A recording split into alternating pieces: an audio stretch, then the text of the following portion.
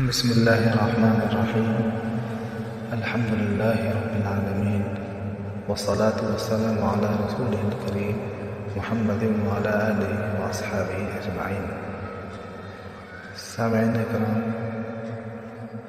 آج کی گفتگو کا عنوان ہے بری نگاہ سے بچنے کا آسان طریقہ۔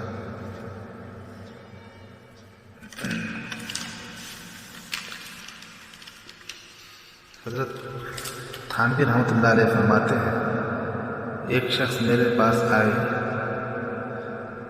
جو بوڑھے ہو گئے تھے مگر بدنظری کے مرض میں مبتلا تھے۔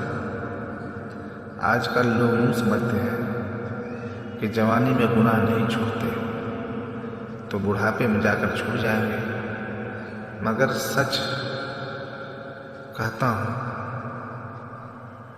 مگر میں سچ کہتا ہوں کہ جو گناہ جوانی میں نہیں چھوٹا وہ بڑھاپے میں کبھی نہیں چھوٹے گا۔ درختے کے اپنوں گرفت است پائے بہر روئے شخص برائے زجائے، اگر ہم چنا روزگار علی وگردونش از بیج برنگلی۔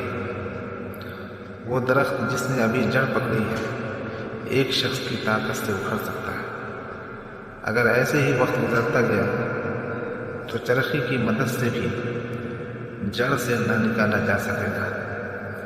سو جو گناہ اب جوانی میں نہ چھوٹا، حالانکہ ابھی اس کی جڑ کمزور ہے، تو بڑھاپے میں کیا خاک چھوڑے گا، جبکہ جڑیں مضبوط ہو جائیں گی اور چاروں طرف پھیل جائیں گی۔ نیز ایک بات تجربے کی یہ ہے کہ ہمیشہ عفت جوان آدمی کی قوی ہوتی ہے، کیونکہ جس طرح جوانی میں تقاضا زیادہ ہوتا ہے اس کے روکنے کی قوت بھی زیادہ ہوتی ہے، اور بڑھاپے میں یاد رکھیے کہ تقاضا کم نہیں ہوتا، اگرچہ وہ کچھ کر بھی نہیں سکتا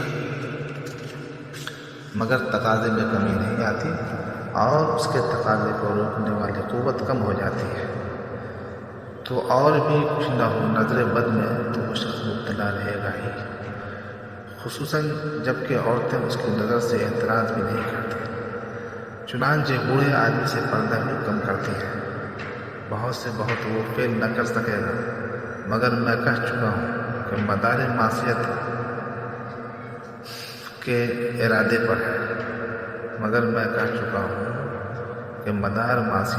ارادے پر ہے۔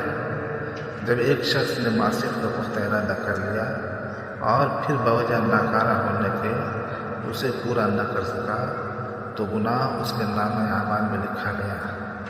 غرض وہ بوڑھے شخص مجھ سے ملے، اس کی سہل تدبیر بتلاؤ کہ میں اس مرض سے نجات پاؤں۔ میں نے کہا، سہل کی خیر سے یہ سلسلہ غیر متناہی چلے گا۔ آج آپ مجھ سے ازالہ کی سہل تدبیر پوچھتے ہیں، کل کو اس تدبیر کو سہل کرنے کے لیے اگر وہ سہل نہ معلوم ہوئی دوسری تدبیر پوچھیں گے۔ اس طرح تو مرض کا علاج نہیں ہو سکتا۔ بس سہولت کی فکر نہ کیجیے، بجز ہمت کی اس کا کوئی علاج نہیں۔ ایک دفعہ پختہ عزم کر لیجیے کہ چاہے کتنی ہی تکلیف ہو ہرگز نگاہ اوپر کو نہ اٹھاؤں گا، اور جو کبھی اٹھ جائے تو فوراً نیچے کر لیجیے۔ اس ترکیب سے انشاءاللہ مرض ظاہر ہو جائے گا، اس کے بدون زوال ممکن نہیں۔ وہ کہنے لگا کہ میں چھوڑنے پر قادر ہی نہیں، ہمت کیسے کر سکتا ہوں؟ میں نے کہا کہ یہ آپ غلط کہتے ہیں، آپ یقیناً چھوڑنے پر قادر ہیں، اور دلیل سے میں نے اس کو سمجھا دیا کہ آپ قادر ہیں۔ وہ دلیل یہ تھی کہ حق تعالیٰ شانہ کا ایک طرف تو یہ ارشاد ہے، لا یکلف اللہ نفسا الا وسعہا، حق تعالیٰ طاقت سے زیادہ کسی کو تکلیف نہیں دیتے۔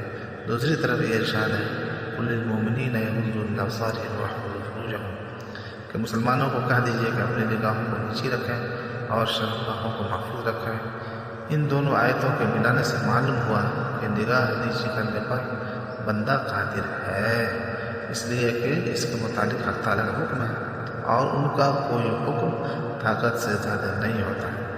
میرے سامنے میں تو وہ اس دلیل میں تعویلیں نکالتے رہے، مگر گھر جا کر جو انہوں نے اس میں غور کیا اور خط بھیجا کہ واقعی میں غلطی پر تھا۔ انسان ہر گناہ سے بچنے پر قادر ہے، البتہ پہلے پہل کلفت ضرور ہوتی ہے، اس کے بعد یہ کلفت کم ہو جاتی ہے، یہاں تک کہ پھر عادت ہو جاتی ہے۔